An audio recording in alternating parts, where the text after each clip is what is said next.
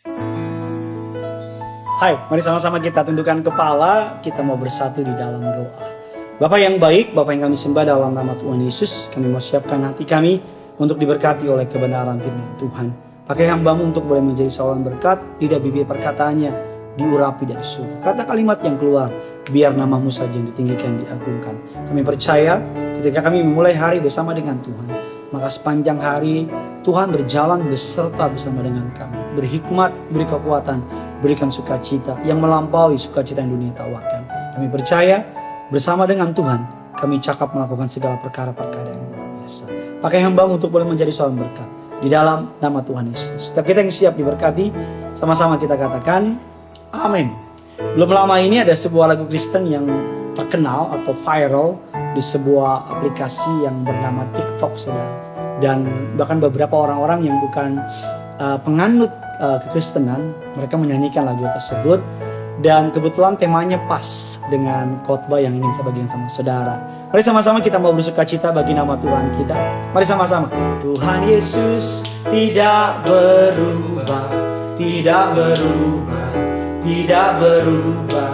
Tuhan Yesus tidak berubah, sampai berubah selama-lamanya. Tuhan Yesus, Tuhan Yesus tidak berubah. Mantap, tidak berubah, sedap, tidak berubah. Tuhan Yesus tidak berubah, tak berubah selama-lamanya. Haleluya, haleluya, haleluya, haleluya, haleluya. Once again, haleluya, haleluya, haleluya, haleluya. Dan kuasanya tidak berubah, tidak berubah, tidak berubah. Dan kuasanya tidak berubah, tak berubah selama-lamanya. Dan kasihnya tidak berubah, tidak berubah, tidak berubah. Dan kasihnya tidak berubah, tak berubah selama. Sekali lagi, Tuhan Yesus, Tuhan Yesus tidak berubah. Amin. Tidak berubah. Yes. Tidak berubah. Pasti.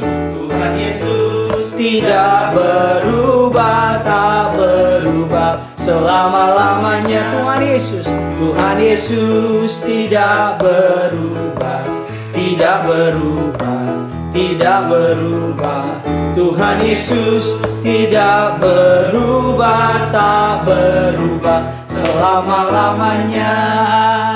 Yes, saya berdoa walaupun lagu ini viral, saudara, doa saya bukan hanya lagunya yang viral, tapi saudara mengerti esensi di balik lagu itu, bahwa Dia Tuhan tidak pernah berubah. Kasihnya, kuasanya, anugerahnya never ever change. Seperti langit dan bumi tidak akan pernah matahari terbit pada waktunya, bulan dan bintang tepat di atas yang tidak pernah berubah.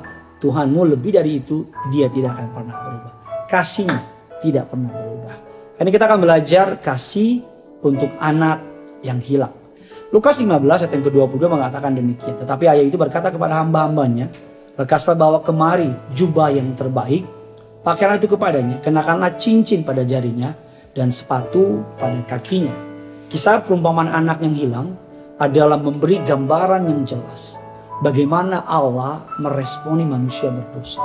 Memberikan kita gambaran yang jelas bagaimana kasih Allah yang begitu besar terhadap manusia yang telah menyakiti hatinya. Allah menghendaki setiap orang yang hidup dalam Dia, hidup dalam kebahagiaan dan keselamatan di dalam Dia. Karena Allah tahu di luar Tuhan manusia pasti menderita.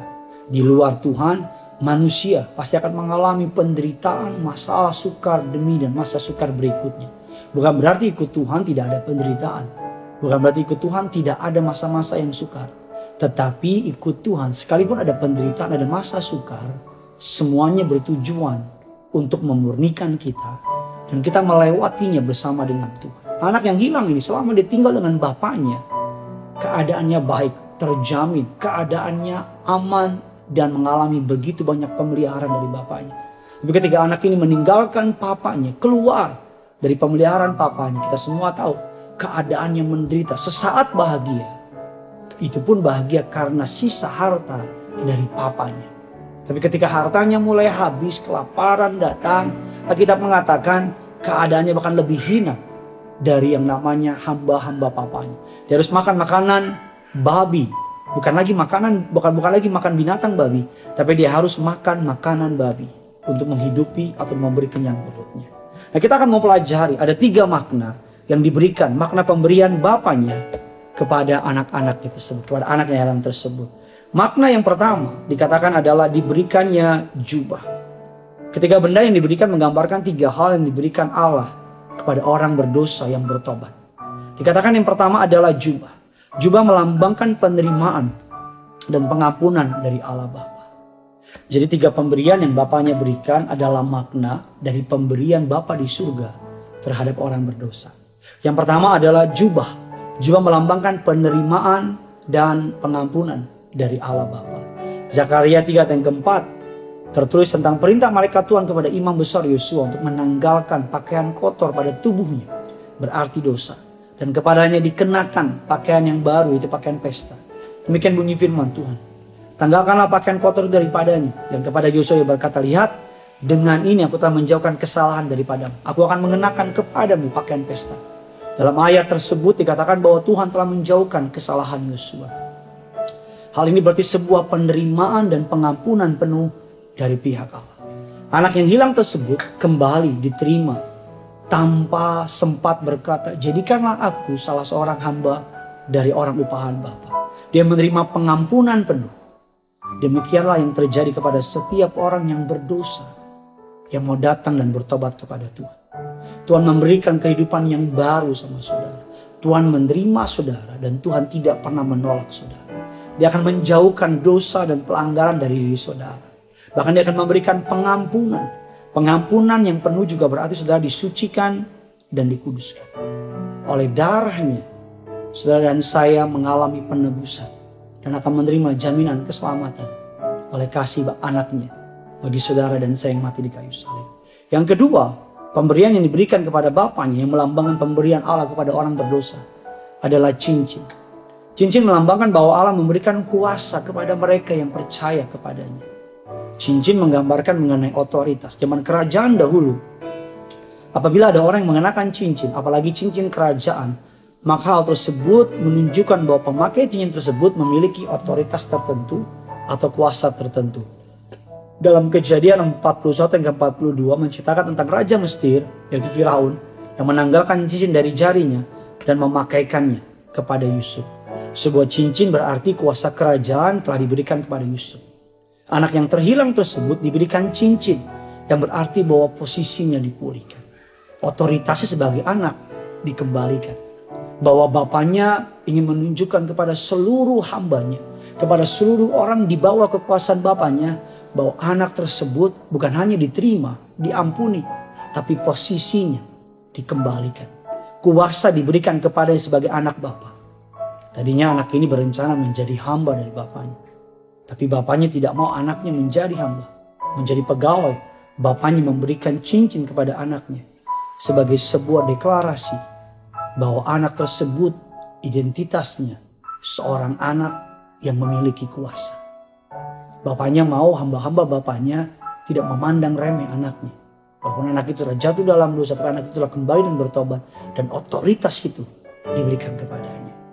Yohanes 1:12 mengatakan, tetapi semua orang yang menerimanya diberi kuasa supaya menjadi anak-anak Allah. Yaitu mereka yang percaya dalam namanya.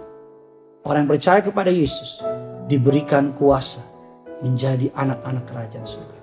Ketika kita bertobat, bukan hanya kita diampuni, posisi kita dikembalikan sebagai anak-anak Allah yang berkuasa. Kisah Para Rasul 1:18 mengatakan, kuasa diberikan kepada Allah ketika yang mencurahkan rohnya yang kudus. Roh Kudus menjadi cincin, menjadi meterai di dalam kita, yang memberikan kita kuasa untuk mengalahkan dosa dan maut. Kuasa Roh Kudus membuat kita mampu mengalahkan godaan, keinginan duniawi, segala pencobaan atas masalah hidup ini. Sungguh luar biasa Allah mengasihi kita. Yang ketiga, yang terakhir, Bapa tersebut memberikan 3 hal, 3 benda kepada anak sebagai tanda kasih Bapa kepada orang berdosa. Yang ketiga adalah sepatu. Berarti sebuah tanggung jawab untuk menjadi saksi Kristus. Pada masa itu seorang hamba atau seorang budak tidak diperbolehkan memakai sepatu. Mereka biasa bertelanjang kaki. Hanya anak yang dapat memakai sepatu. Sebagai contoh, kalau saya masuk ke rumah saya, anak saya bisa masuk ke rumah saya, ke kamar saya tanpa perlu takut melepas sepatunya. Walaupun saya suruh dia lepas. Tapi itu menjadi tanda bahwa dia punya hak istimewa. Sepatu juga melambangkan langkah-langkah kaki, itu langkah kehidupan setiap orang. Bicara mengenai tingkah laku kita sebagai anak Allah. Efesus 6 ayat yang ke-15 mengatakan kakimu berkasutan kerelaan untuk memberitakan Injil dan sejahtera. Inilah yang menjadi makna dari sepatu atau kasut, yaitu suatu kerelaan untuk menjadi saksi Kristus. Memberitakan Injil damai sejahtera. Injil, sebuah kabar baik. Agar setiap orang yang telah diampuni, diberikan kuasa, boleh memberitakan kabar baik ini. Agar saudara dan saya, bukan hanya dirimu yang diselamatkan, tapi orang-orang di luar sana juga diselamatkan. Sungguh betapa luar biasa yang dikerjakan Allah Bapa kita melalui karya anaknya yang tunggal Tuhan kita Yesus Kristus. Ia mengampuni kita, Ia memberikan kuasa kepada kita, dan Ia memakaikan kita. Diberikan kita kuasa untuk menjadi saksi bagi kemuliaan nama Tuhan. Bagikan kabar baik ini kepada sebanyak mungkin orang-orang yang saudara kenal. Bilang sama dia, ada 3 kabar baik yang saya bagikan sama kamu. Dan jangan lupa tulis kolom komentar. Jangan lupa like, jangan lupa subscribe. Karena yang punya surga, crazy love with you. Tuhan Yesus tidak berubah. Bye-bye.